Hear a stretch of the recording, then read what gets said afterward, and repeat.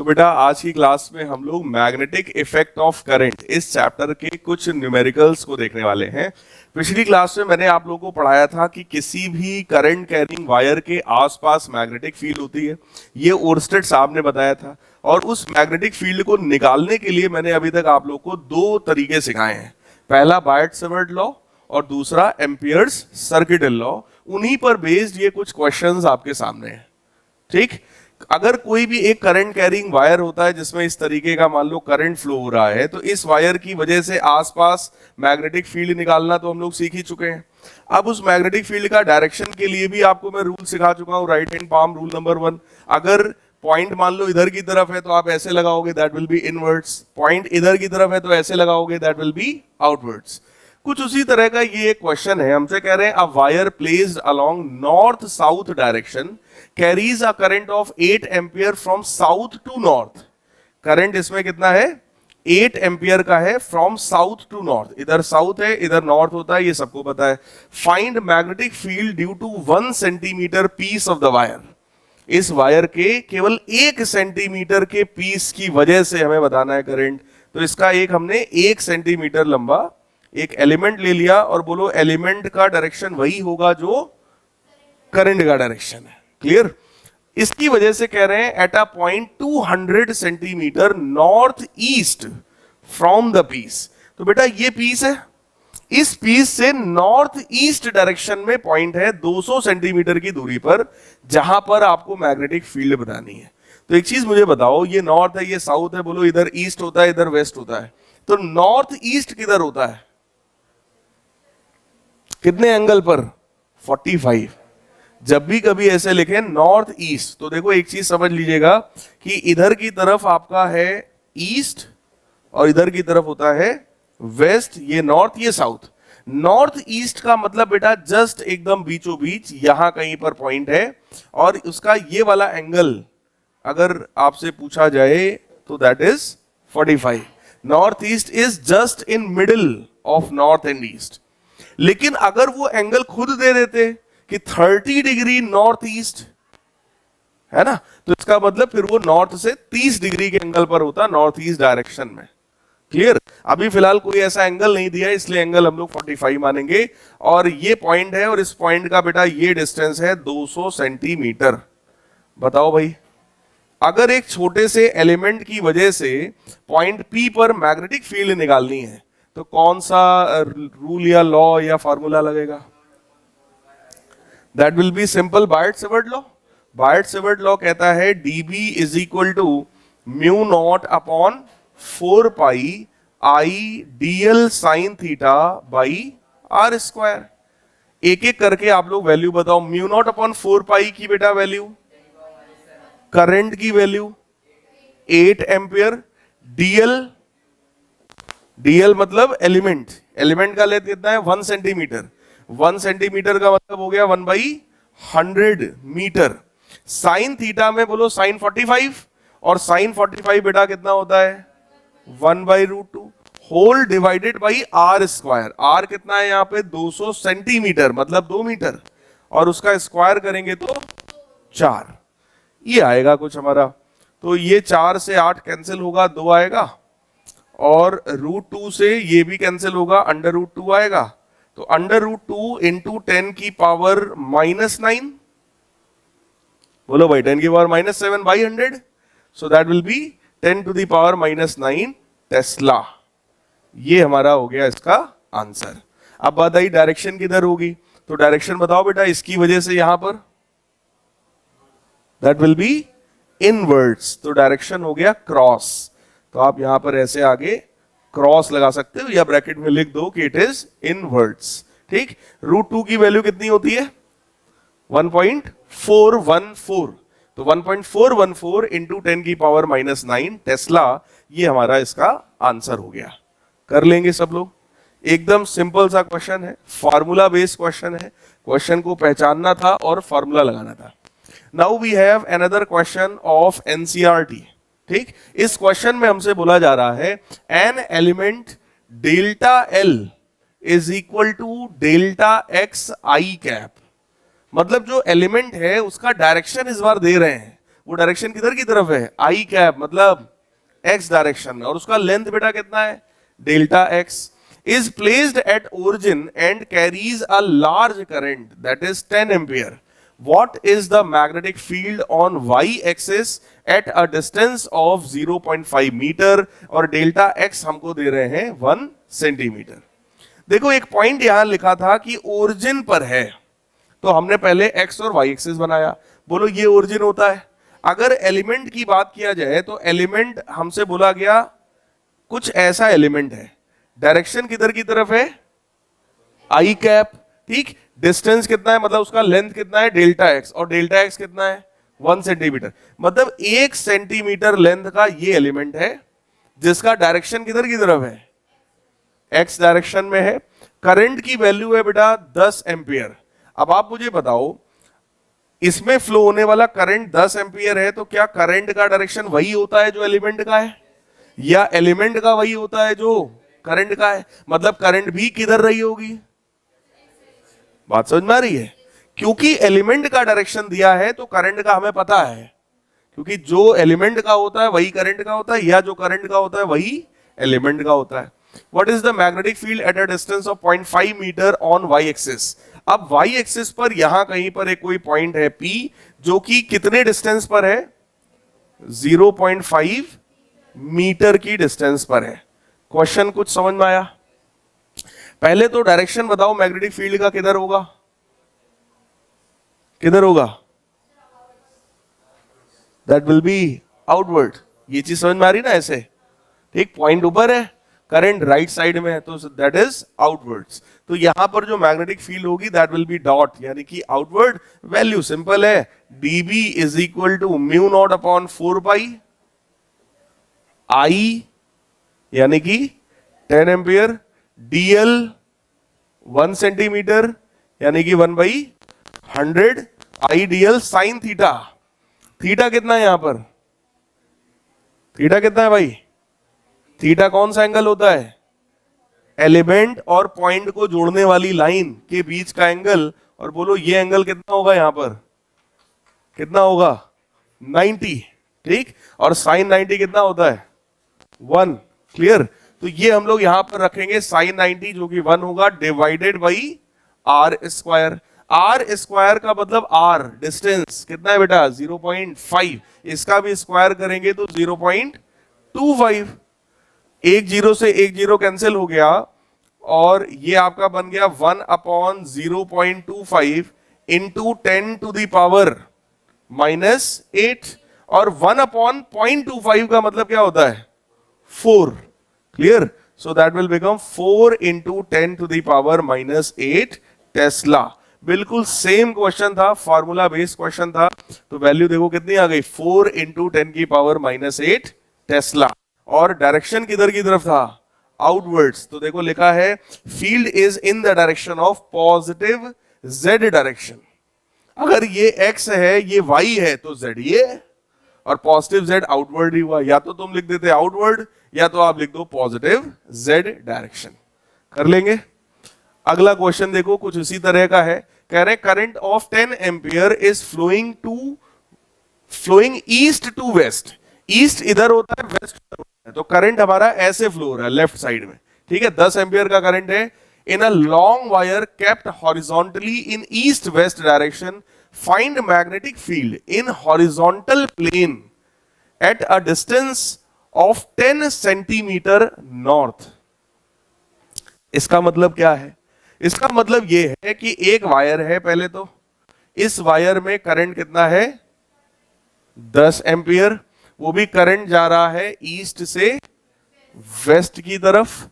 हमसे कह रहे हैं long wire is kept horizontally in east west direction, find magnetic field in horizontal plane. Horizontal plane कौन सा प्लेन होता है, हॉरिजॉन्टल प्लेन कौन सा होता है, ये प्लेन, ये प्लेन, एक्स एक्सिस नहीं, किसी भी प्लेन में हमेशा 2 एक्सिस होती है बेटा, तब जाकर के वो एक प्लेन बनता है। अब ये जो पेपर है ये एक प्लेन पेपर है, सबको पता है, ठीक। इसमें भी कितनी एक्सिस हैं, 2 एक्सिस, एक एक्स और एक वाई, तो ये प्लेन कौन सा हुआ, एक्स वाई प्लेन। बात समझ में आई। ये एक्स वाई प्लेन में सोचो ये वायर है, ये वायर में करंट जा रहा है ईस्ट से वेस्ट की तरफ, ये बोलो हॉरिजॉन्टल प्लेन है। अब इस हॉरिजॉन्टल प्लेन में जो पॉइंट है वो 10 सेंटीमीटर नॉर्थ में है। सोचो अब अगर ऐसा प्लेन है तो ये ईस्ट है, ये वेस्ट है, ये नॉर्थ है और ये साउथ है, पक्की बात। तो पॉइंट कहां है? 10 सेंटीमीटर नॉर्थ। अब बताओ करंट इधर है, पॉइंट इधर है, बोलो मैग्नेटिक फील्ड किधर होएगी? किधर इनवर्ड? इधर, नीचे की तरफ। राइट हैंड, राइट हैंड का रूल है, किधर की तरफ आएगा? भाई देखो ऐसे लगाओगे, चेक कर लो करंट किधर है? लेफ्ट। पॉइंट किधर है? इधर। तो ऐसे लगाओगे ना, किधर आ रहा है? नीचे की तरफ। ठीक, तो बड़े क्लियरली आप लिखेंगे इसमें इन, अगर ये एक्स वाई डायरेक्शन है तो इन निगेटिव जेड डायरेक्शन, इन निगेटिव जेड डायरेक्शन, या आप कहोगे perpendicularly inwards on the paper. Paper के लिए परपेंडिकुलरली इनवर्ड्स, मतलब आप बहुत क्लियरली इस चीज को स्पेसिफाई करोगे, बाकी वैल्यू बोलो निकाल पाओगे। अगर ये एक लॉन्ग वायर है तो किसी भी लॉन्ग वायर की वजह से बेटा मैग्नेटिक फील्ड का फॉर्मूला बोलो क्या होता है? लॉन्ग वायर की वजह से mu naught upon 2 pi I by R. Mu naught upon 2 pi की वैल्यू बोलो 2 इंटू 10 की पावर, क्या ये बात समझ में आ रही है? ठीक, आई की वैल्यू 10 एम्पियर और आर कितना दिया है हमको? 10 सेंटीमीटर। तो ये बन जाएगा बेटा 10 एम्पियर अपॉन 10 सेंटीमीटर, तो बाई 100, 10 से 10 कैंसिल, 100 जाएगा ऊपर, तो पहला आंसर क्या आया? 2 इंटू 10 की पावर -5 टेस्ला। चेक करिए, पहला आंसर रहा होगा 2 इंटू 10 की पावर -5 टेस्ला। डायरेक्शन भी देखो, डायरेक्शन लिखा होगा according to right hand thumb rule the direction of the magnetic field will be downward in vertical plane. अगर ये हॉरिजॉन्टल प्लेन है तो डाउनवर्ड इन वर्टिकल प्लेन, बोलो ऐसा हुआ, ये हम लोगों ने निकाला था। ठीक, चीज को आपको बहुत अच्छे से स्पेसिफाई करके ही बताना पड़ेगा। क्लियर है? कर लोगे? Second part, 20 centimetre south from the wire.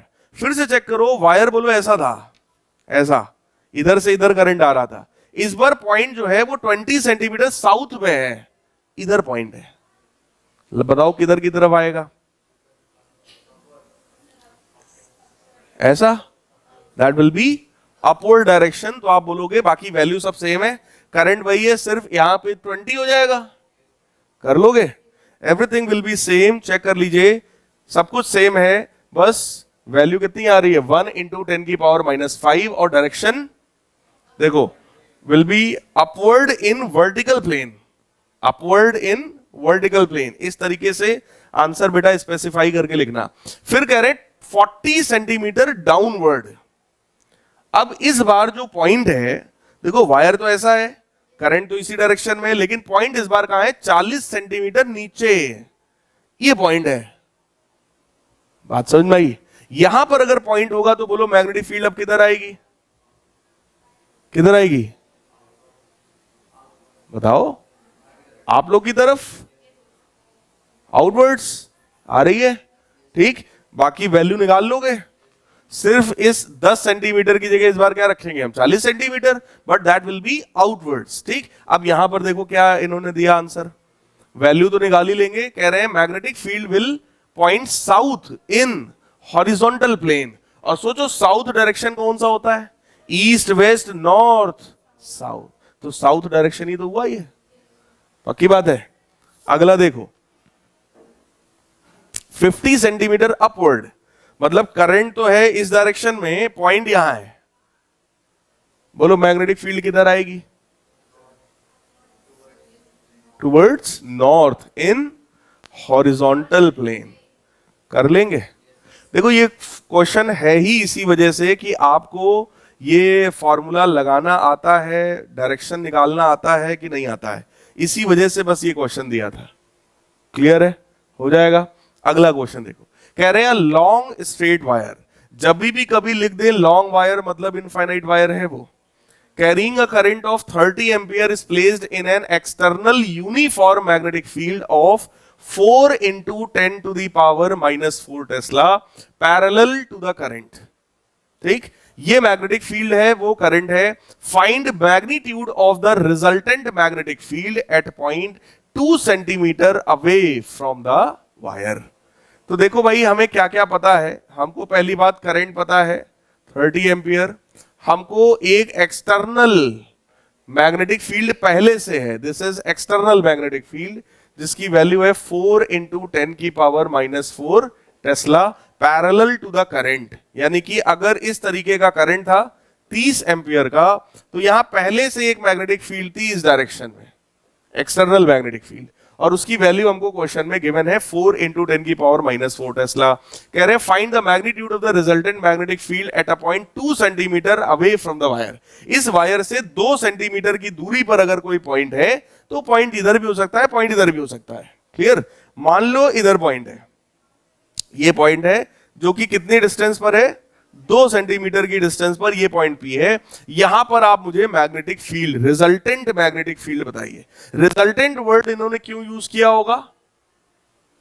क्योंकि यहां पर कितने मैग्नेटिक फील्ड्स हो जाएंगे? 2। एक मैग्नेटिक फील्ड पहले से है और एक मैग्नेटिक फील्ड इस वायर की वजह से यहां पर होगा, वजह से यहां पर मैग्नेटिक फील्ड होगा।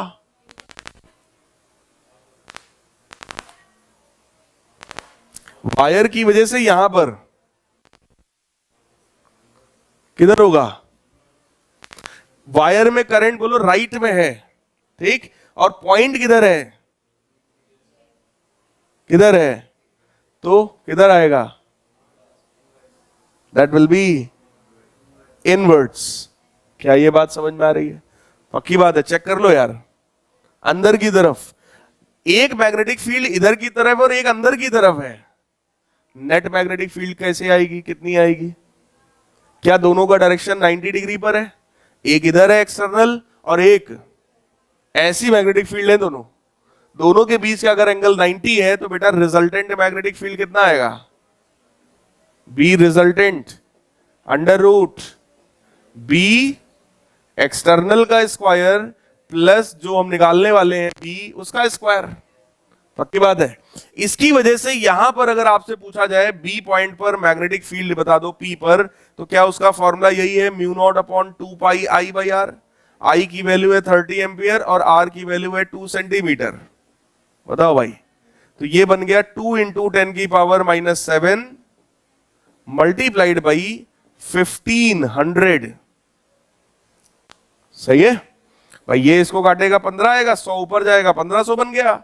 तो ये वैल्यू कितनी आ गई? 3000, यानी कि 3 इंटू 10 की पावर माइनस 4 टेस्ला। बोलो यार, 3 इंटू 10 की पावर माइनस 4 टेस्ला किधर? अंदर। और 4 इंटू 10 की पावर माइनस 4 टेस्ला किधर है? राइट साइड में। तो नेट वैल्यू जब निकालोगे यहां पर, अंडर रूट 4 इंटू 10 की power minus 4 Tesla plus 3 into 10 की पावर माइनस 4 टेस्ला, तो ऑब्वियस है जब सॉल्व करेंगे तो 5 आ जाएगा। 5 इंटू 10 की पावर माइनस 4 टेस्ला भाई, 3 4 और 5 होता ना पाइथागोरस। तो 3 का स्क्वायर 4 का स्क्वायर बराबर 5 का स्क्वायर, तो अंडर रूट ले लिया तो 5 आ गया। क्लियर? ट्रिपलेट होता है ना पाइथागोरस में, 3 4 5, 5 12 और 13 ऐसे होते हैं ना। तो ये 2-4 ट्रिपलेट थोड़ा दिमाग में रखा करो। अगर इस तरह का डेटा आए तो आपको आंसर अपने आप वैसे ही समझ में आ जाना चाहिए, बिना सॉल्व किए कि क्या आएगा। फिलहाल ये चीज समझ में आई कि नहीं आई? ये फॉर्मूला समझ में आया कि नहीं आया? ये कहां से आया? अगर 2 वेक्टर क्वांटिटी बेटा परपेंडिकुलर हो तो पैरेललोग्राम्स लॉ लगता है हमेशा आर स्क्वायर बराबर A square plus B square plus 2ab cos theta. But क्योंकि परपेंडिकुलर है cos 90 जीरो होगा, तो 2ab cos 90 जीरो हो गया। क्या बचा? आर स्क्वायर बराबर A square plus B square. Clear है? ठीक, इसके बाद की बात करते हैं। देखो यहां पर भी सॉल्व करके बताया होगा, दैट इज 5 इंटू 10 की पावर माइनस 4 टेस्ला। कर लोगे? अगला देखो क्वेश्चन, कह रहे हैं figure shows two current carrying wires 1 and 2, find magnitudes and direction of the magnetic field at point P, Q and R. Point P है, एक Q है और एक R है, इन तीनों पॉइंट पर मैग्नेटिक फील्ड की वैल्यू बताइए। सिंपल है भाई, इस 20 एम्पियर वाले वायर की वजह से यहां मैग्नेटिक फील्ड बताओ, इसकी वजह से यहां बताओ, और दोनों को डायरेक्शन के हिसाब से जोड़ो घटाओ। बात समझ में आई? जैसे इसकी वजह से अगर मैं तुमसे कहूं यहां पर बेटा मैग्नेटिक फील्ड बताओ, तो किधर की तरफ आएगी? किधर आएगी? आउटवर्ड्स। और इसकी वजह से इधर किधर आएगी? इसकी वजह से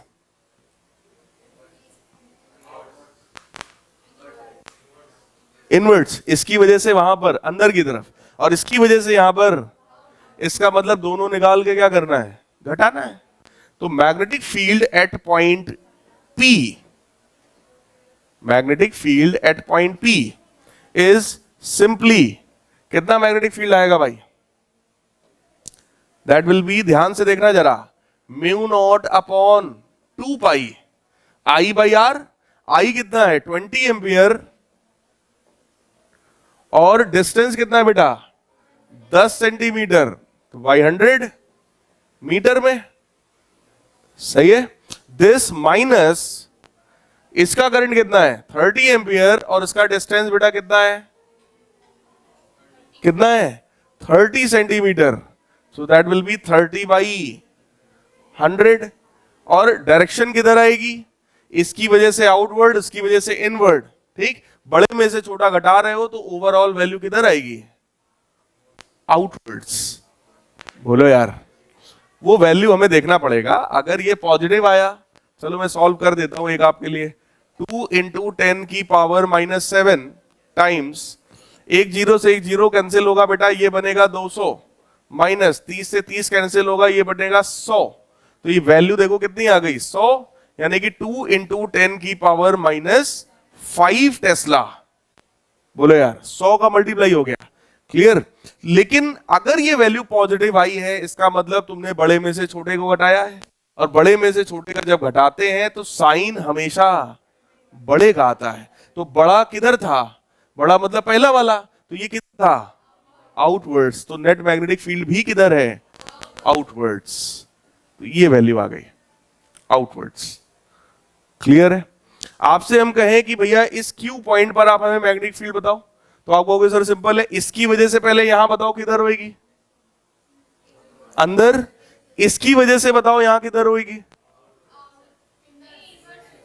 अंदर ही होगी। बस यही चीज ध्यान से देखना है, बाकी क्वेश्चन में कुछ है नहीं। बोलो यार, कर पाओगे क्या? जल्दी से चेक कर लो, पहले हाथ घुमा के सब लोग। इसकी वजह से किधर? इनवर्ट्स। और इसकी वजह से इधर कैसे? हाँ, लाइक दिस। क्लियर है? दोनों निकाल के क्या ऐड कर लोगे? कितनी आएगी वैल्यू? 2 इंटू 10 की power -7। Magnetic field eight Q is 2 into 10 की पावर -7, 20 बाई 10। बोलो यार, प्लस 30 बाई 10।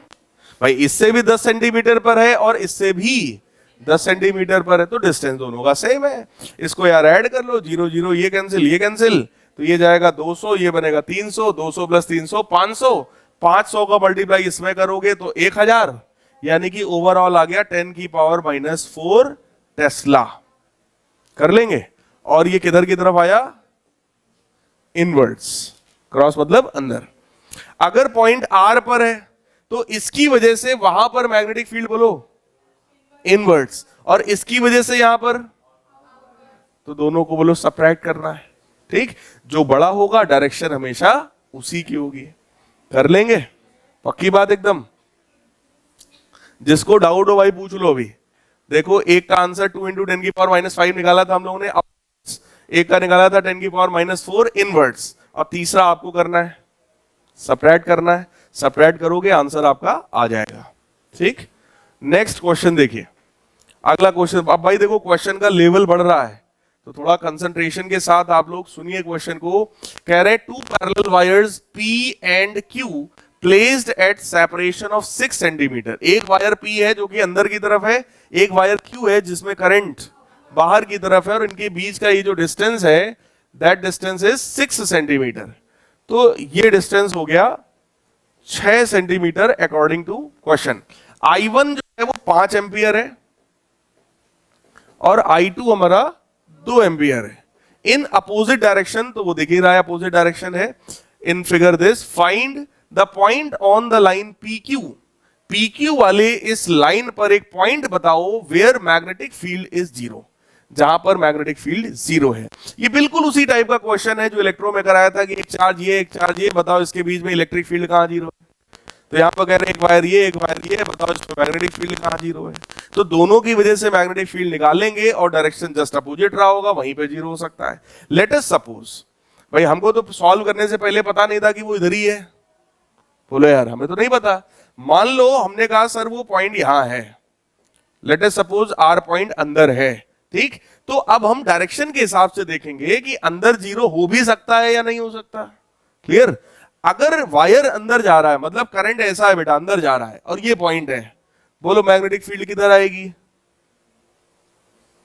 किधर आएगी, पक्की बात। और इसमें बाहर की तरफ है, अब ये बाहर की तरफ है और पॉइंट ये है, ये बाहर की तरफ है पॉइंट ये है, तो क्या वो भी डाउनवर्ड। अब दोनों डाउनवर्ड है तो क्या वैल्यू जीरो हो सकती है। इसका मतलब ये बात क्लियर है कि सर यहां पॉइंट वो नहीं होगा, इसका मतलब पॉइंट फिर बाहर होगा। ये बात समझ में आई। अगर पॉइंट हमारा वो बाहर है तो बाहर वाले पॉइंट पर यहां कहीं पर आप चेक करो। लेट अस सपोज वो यहां से x डिस्टेंस पर है। अब इसकी वजह से वहां पर मैग्नेटिक फील्ड किधर है, डाउनवर्ड, और इसकी वजह से यहां पर अगर निकालें तो अपवर्ड। अब ये जीरो हो सकता है। बोलो यार ये डिस्टेंस 6 सेंटीमीटर है, इसको हमने x मान लिया, तो P की वजह से जरा वहां पर मैग्नेटिक फील्ड बताओ मुझे। बोलो यहां पर कॉन्सेप्ट तो यही है ना, magnetic field due to P बराबर magnetic field due to Q। P की वजह से मैग्नेटिक फील्ड बोलो mu naught upon 2 pi I upon R, कितना है वो 6 प्लस x, स्क्वायर नहीं होता इसमें, mu naught upon 2 pi I by R। यहां पर फिर से म्यू नॉट अपॉन 2 पाई, करंट कितना है इस बार 2 एम्पियर अपॉन डिस्टेंस कितना है x। क्या ये बात समझ में आई।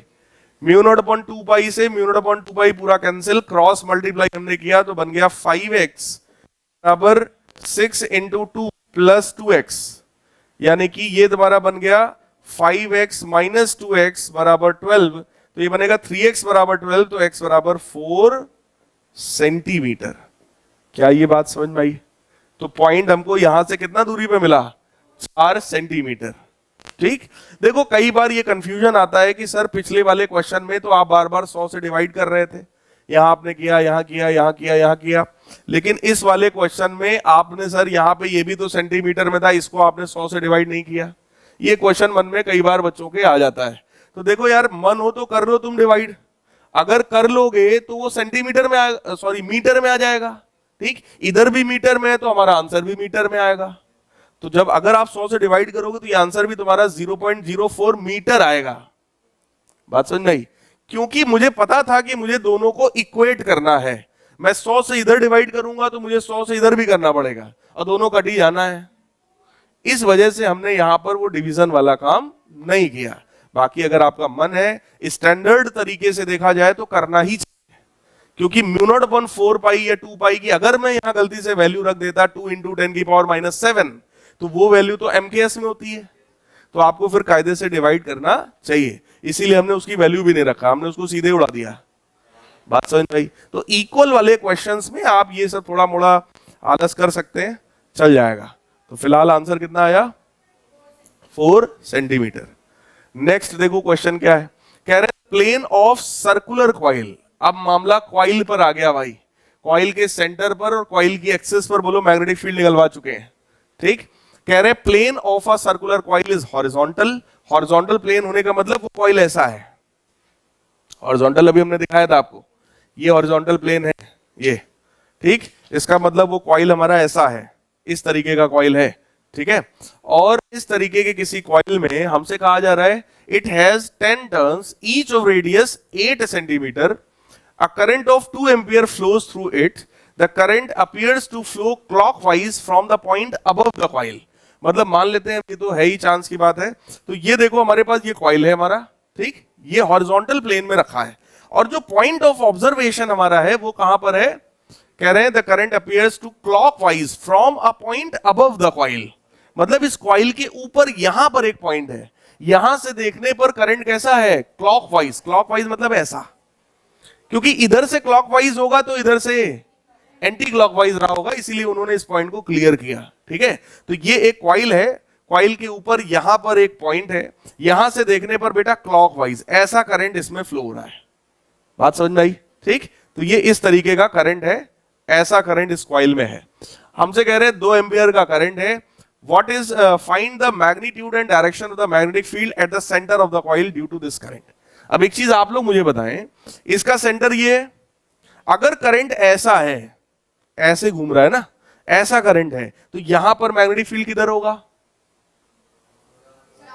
क्या वो नीचे की तरफ होगा? सो दैट विल बी, आप कह सकते हो it is in perpendicular direction in vertical plane. बोलो यार, वर्टिकल प्लेन में अंदर की तरफ या माइनस जेड एक्सिस में, ठीक है। वैल्यू बोलो, सेंटर पे मैग्नेटिक फील्ड कितनी होती किसी भी कॉइल के, किसी भी कॉइल के सेंटर पे भाई साहब मैग्नेटिक फील्ड की वैल्यू कितनी होती है, mu naught by 2 I by R. Formula बेटा याद करिए, 4 पाई इंटू 10 की पावर -7, ये म्यू नॉट की वैल्यू है, डिवाइडेड बाई 2, ठीक, मल्टीप्लाइड बाई आई। करंट कितना है भाई, 2 एम्पियर, 2 एम्पियर का करंट है, ठीक। और डिस्टेंस आर कितना है, सेंटर पे निकालना है, तो रेडियस के बराबर है। वो रेडियस कितना है क्वेश्चन में, 8 सेंटीमीटर। 8 सेंटीमीटर मतलब 8/100 मीटर। और इसके कितने टर्न्स हैं, 10 टर्न है। 10 टर्न का मतलब this whole will be multiplied by, क्योंकि फॉर्मूला ये हो जाता है ना, अगर n टर्न्स हैं तो भाई n का मल्टीप्लाई कर देंगे हम, ठीक। यही सब चीजें हमें लगता है, सिंप्लीफाई कर लो आंसर आ जाएगा, ये कैंसिल हो जाएगा, ये आपका ऊपर आ जाएगा 1000, ठीक।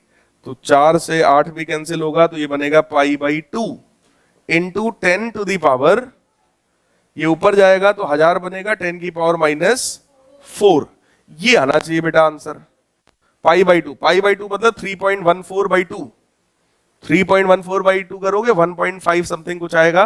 तो देखो आंसर क्या है, 1.57 into 10 to the power -4 tesla. कर लोगे किधर की तरफ, तो देखो as the current flows clockwise when seen from above the coil, magnetic field at the center of the coil points vertically downwards. Is it clear? Vertically downward. अगला देखो यार क्या है, in Bohr model of hydrogen atom, an electron revolves around the nucleus.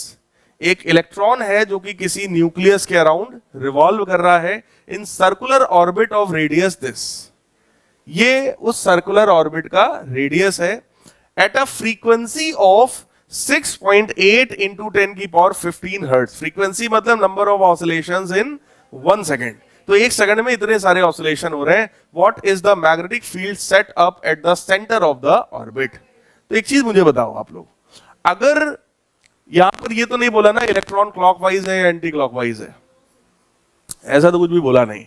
तो मान लो भाई किसी एक डायरेक्शन में, अगर इस डायरेक्शन में इलेक्ट्रॉन फ्लो हो रहा है मान लो क्लॉकवाइज, तो बेटा करंट किधर होगा, एंटी क्लॉकवाइज। और अगर एंटी क्लॉकवाइज करंट है लाइक दिस, तो सेंटर पे मैग्नेटिक फील्ड बोलो आउटवर्ड्स, सही है।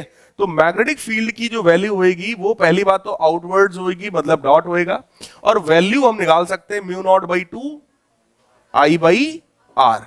अब मैटर ये है कि आई कैसे आएगा, करंट कैसे आएगा, यहां पर रिवॉल्व कर रहे हैं इलेक्ट्रॉन। तो जरा सोचो, करंट का फॉर्मूला होता है चार्ज अपॉन टाइम, तो इलेक्ट्रॉन अपॉन टाइम पीरियड।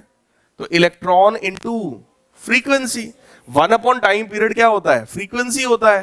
तो करंट की वैल्यू बेटा हमारे पास है electron into frequency divided by radius R. R बोलो हमें पता है, म्यू नॉट की वैल्यू होती है 4 पाई इंटू 10 की पावर -7।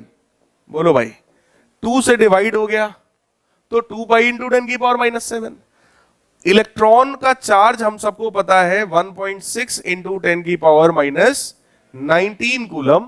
फ्रीक्वेंसी भी हमको पता है 6.8 इंटू 10 की power 15 hertz divided by radius r, that is 5.11 into 10 की पावर -11। सिंप्लीफाई कर लो, थोड़ा सा कैलकुलेटिव है, सिंप्लीफाई कर लो आपका आंसर आ जाएगा। तो देखिए सबसे पहले देखो करंट की वैल्यू कितनी आई, एन ई, एन मतलब फ्रीक्वेंसी, हम लोगों ने ई एफ लिखा था, ई इंटू फ्रीक्वेंसी, वही चीज ये भी है, एन इंटू फ्रीक्वेंसी। ये क्यू बराबर एन ई नहीं है, कंफ्यूज मत होइएगा। ये एन का मतलब यहां पर क्या है, फ्रीक्वेंसी। इन लोगों ने इस फ्रीक्वेंसी ऑफ रेवोल्यूशन को एन से दिखाया है, ठीक। तो आप एन इंटू ई करोगे, जैसे ही मल्टीप्लाई करोगे देख लो, यही दोनों मल्टीप्लीकेशन हमने वहां किया था और वही वैल्यू को उठा के यहां रख दिया गया। कर लोगे भाई, सिंप्लीफाई करोगे वैल्यू आ जाएगा 13.4 टेस्ला के बराबर। मतलब ये सिंप्लीफाई करके 13.4 टेस्ला आएगा। डायरेक्शन डिपेंड्स कि हम इलेक्ट्रॉन कैसा लेते हैं। According to this diagram this should be outwards, लेकिन अगर यही हम इलेक्ट्रॉन को एंटी क्लॉकवाइज मानते तो करंट क्लॉकवाइज हो जाता, करंट क्लॉकवाइज होता तो यही इनवर्ट्स हो जाता। तो जैसा डायग्राम आप बनाना उसके हिसाब से आप वहां पर आंसर लिख देना। क्लियर, डायग्राम नहीं बनाओगे तो आप फिर कुछ भी लिख दो, परपेंडिकुलरली आउटवर्ड्स और इनवर्ट्स दोनों लिख सकते हो अगर आपने डायग्राम नहीं बनाया है तो, ठीक है। वैसे ऐसे में डाउट वाला काम कभी मत करना, यहां पे पहले ही कंसीडर करना, let us consider electron is revolving clockwise, काम खत्म। तो डाउट वाला सारा बात जो है वो खत्म हो जाएगा। अगला क्वेश्चन देख लो, आईसीएससी में कभी आया होगा। कह रहे हैं radius of the first orbit of the hydrogen atom is 0.5 angstrom, the electron moves in an orbit with uniform speed of this. Electron की स्पीड इस बार हमको गिवन है। What is the magnetic field produced at the centre of the nucleus due to motion of this electron, use mu naught upon 4 pi as this electronic charge this. अब देखो अगर data दे दिया question में तो फिर जो दिया है हम वही लेंगे, हालांकि ना देते तो भी हम यही लेते हैं, है ना, लेकिन उन्होंने दे दिया है तो फिर तब तो हमको वही लेना ही है। अब फिलहाल फिर से क्वेश्चन इज सेम, क्वेश्चन बोलो सेम है, mu naught by 2 I by R. इस बार करंट डायरेक्ट ना देकर देखो हमें क्या दिया है, कह रहे हैं इलेक्ट्रॉन मूव कर रहा है इस स्पीड से। अगर इलेक्ट्रॉन की स्पीड दिया है और तुम्हें करंट चाहिए तो करंट बेटा क्या होता है, चार्ज अपॉन टाइम। टाइम को हम लोग क्या लिख सकते हैं, टाइम को हम लोग लिख सकते हैं 2 पाई आर अपॉन वी।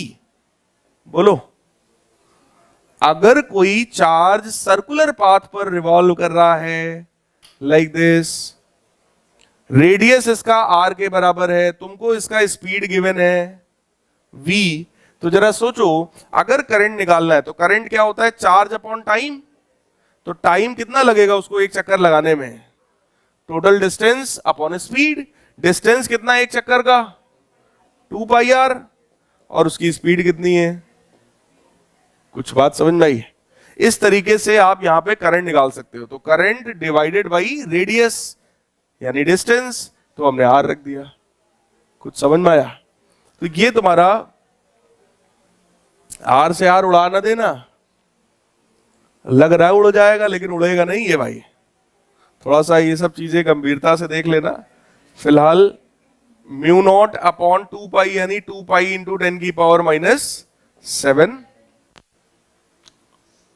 कुछ ज्यादा ही डिवाइड हो गया है। ये फिलहाल ऊपर ले जाओ, ये बनेगा ईवी अपॉन 2 पाई आर, ठीक है। तो ये बेसिकली बन जाएगा EV upon 2 pi R square. कुछ समझ आया नहीं आया, नहीं आया।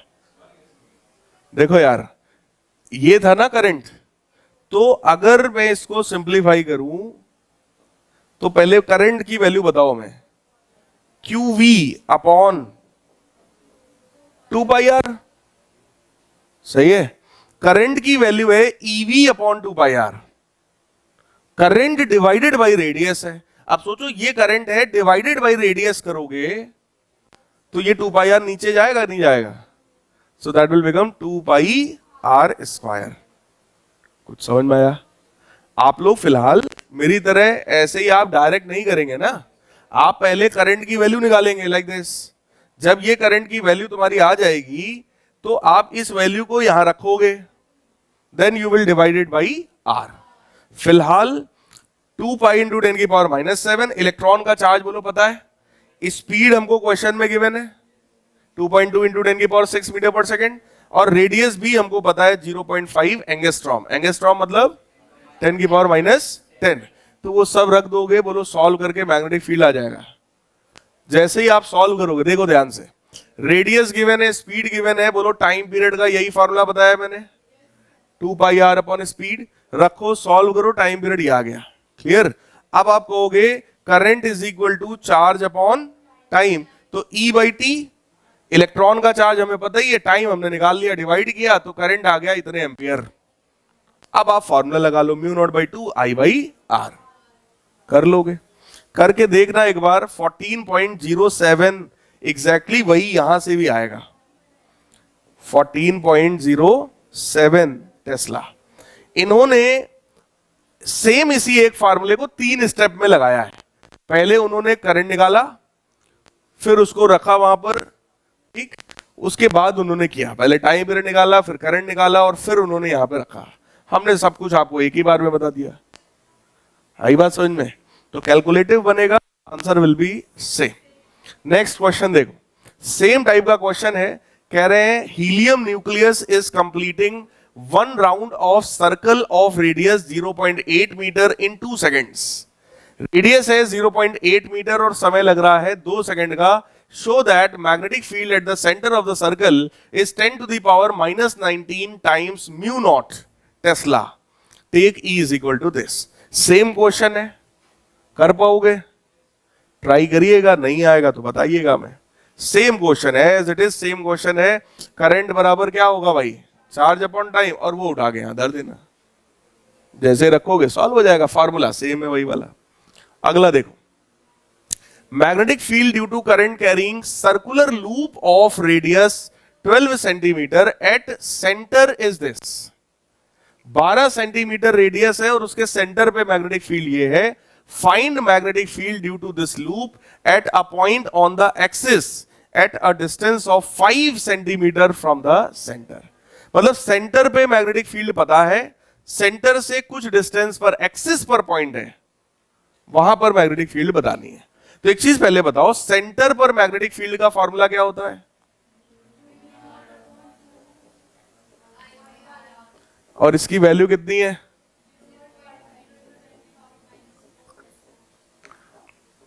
ये पहली चीज गिवन है।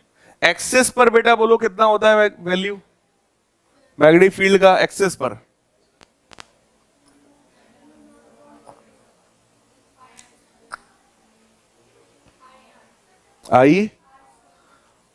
I/r² अपॉन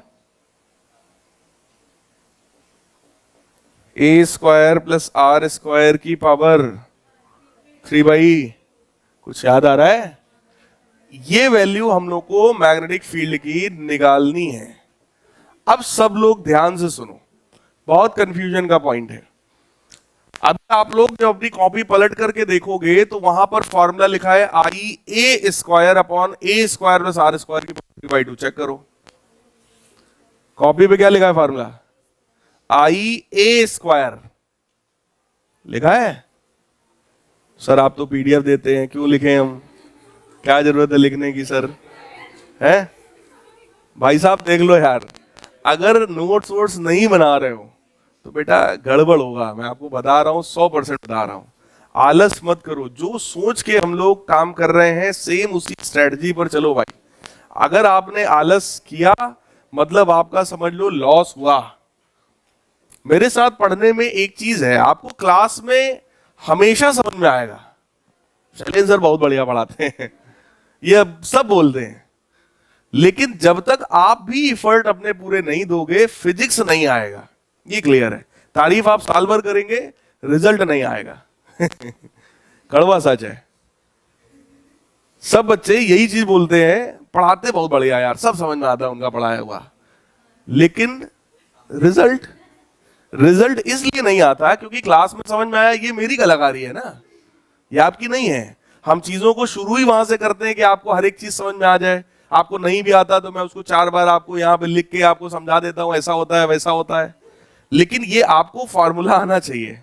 अब उस फॉर्मूले में जरा आप पलट करके देखो, जहां भी आपने या जिसने भी लिखा हो बच्चे ने, देखो मैंने रिंग का या लूप का रेडियस ए माना था, रेडियस ए माना था, और पॉइंट जो कि एक्सिस पर था उसकी डिस्टेंस को आर माना था। ठीक, तो वहां पर ऊपर ए स्क्वायर था, मतलब रेडियस का स्क्वायर, भाई यहां रेडियस ए थी, तो ये ध्यान रखना कि ऊपर हमको रेडियस का स्क्वायर चाहिए। फिलहाल अभी क्वेश्चन करते टाइम हम लोगों ने रेडियस को क्या मान लिया, आर, तो जब आर मान लिया तो हमने ऊपर भी फिर क्या कर दिया, आर स्क्वायर। अब ये हमारा ए क्या है, ये ए क्या है, मतलब इस क्वेश्चन को सॉल्व करते समय हमने रेडियस को आर मान लिया और पॉइंट की डिस्टेंस को कितना मान लिया, ए।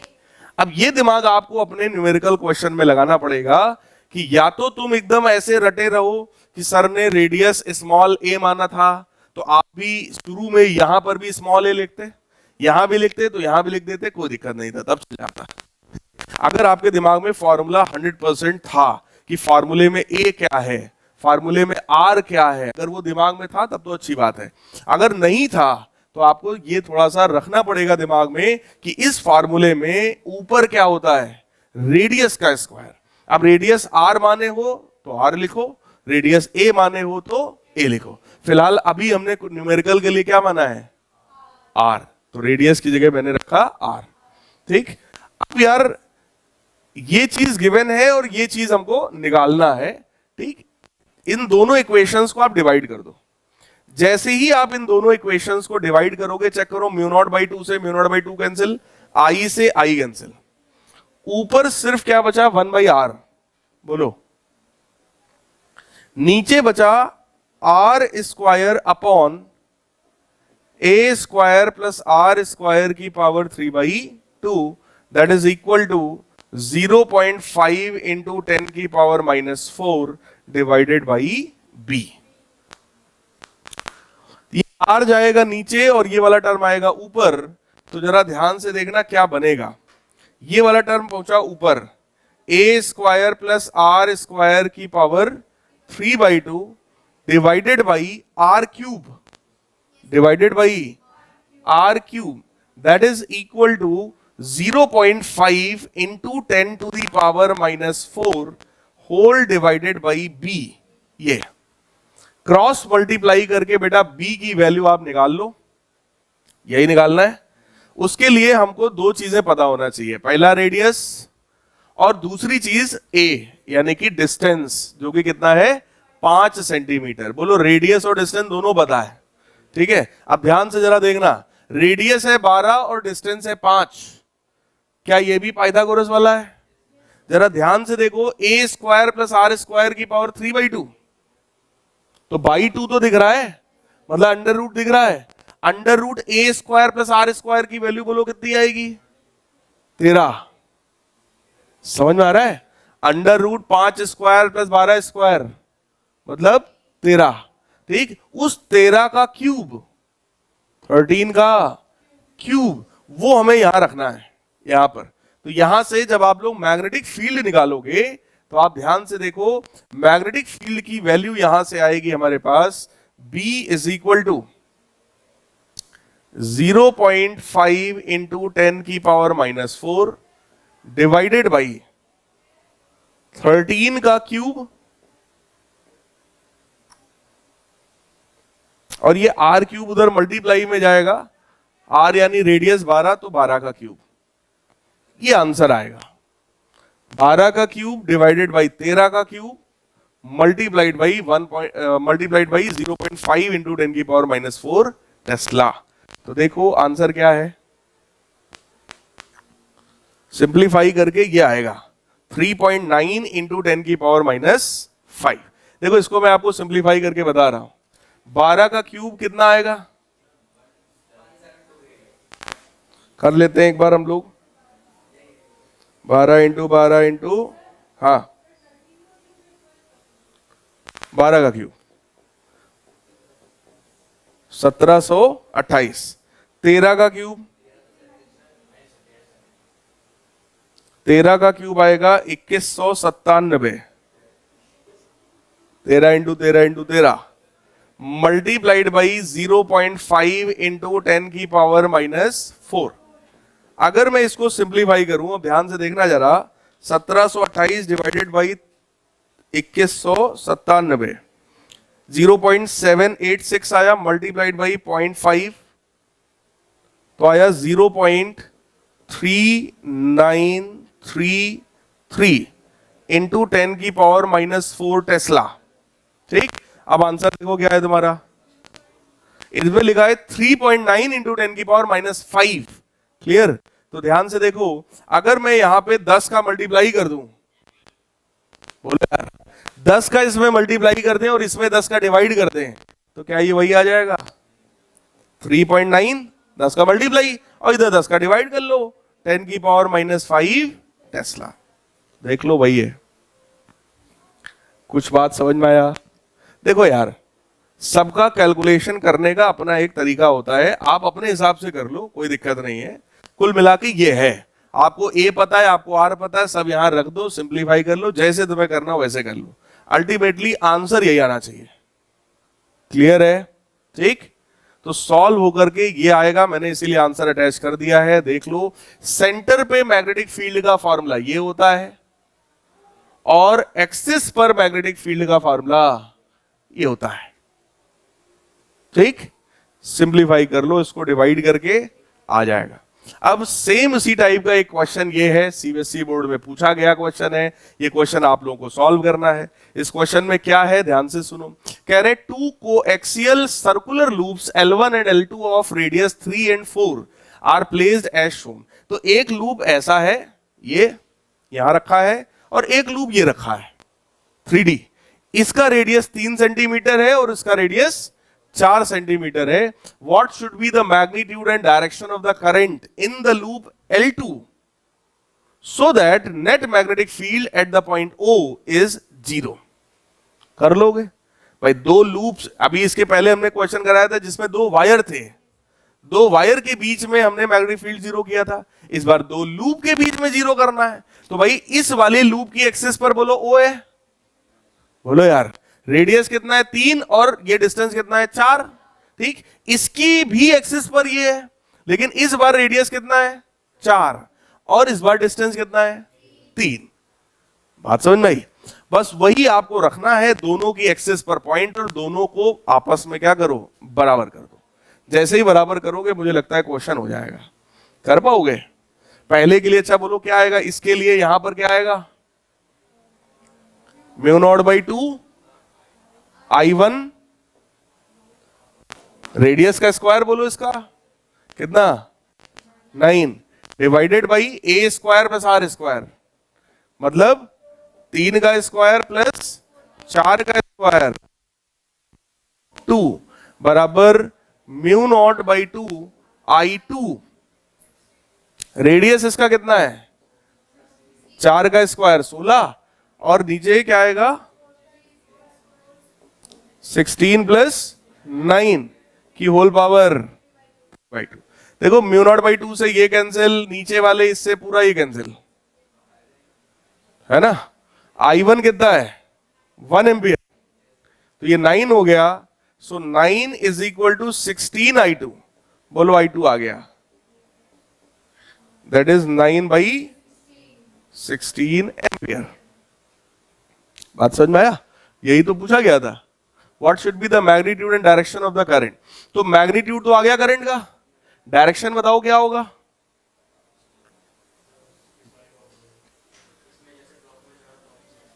तो उसमें एंटी क्लॉकवाइज, मतलब अगर इस वाले में क्लॉकवाइज है तो उस वाले में एंटी क्लॉकवाइज, या इसमें एंटी क्लॉकवाइज है तो उस वाले में क्लॉकवाइज। बस यही हमारा आंसर होना चाहिए।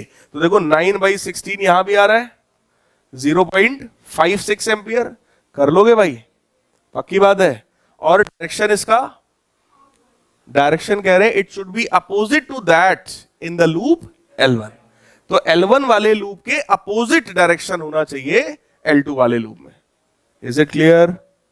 ठीक है, चलिए आज की क्लास में इतना ही रखते हैं। ये सारे क्वेश्चंस थे। ये कुछ क्वेश्चन पीछे वाले जो हैं 3-4 क्वेश्चंस बहुत इंपॉर्टेंट और बहुत अच्छे क्वेश्चंस हैं। आप लोगों से ऐसे क्वेश्चंस पूछे जा सकते हैं। ठीक है।